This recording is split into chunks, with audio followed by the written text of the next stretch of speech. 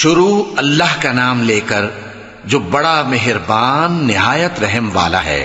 میں اس شہر یعنی مکے کی قسم کھاتا ہوں، اور تم اے نبی صلی اللہ علیہ وآلہ وسلم اسی شہر میں تو رہتے ہو، اور سب کے باپ یعنی آدم اور اس کی اولاد کی قسم کہ ہم نے انسان کو محنت و مشقت میں رہنے والا بنایا ہے۔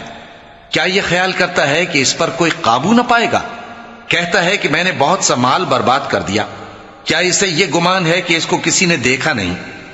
بھلا ہم نے اس کو 2 آنکھیں نہیں دیں، اور زبان اور 2 ہونٹ نہیں دیے؟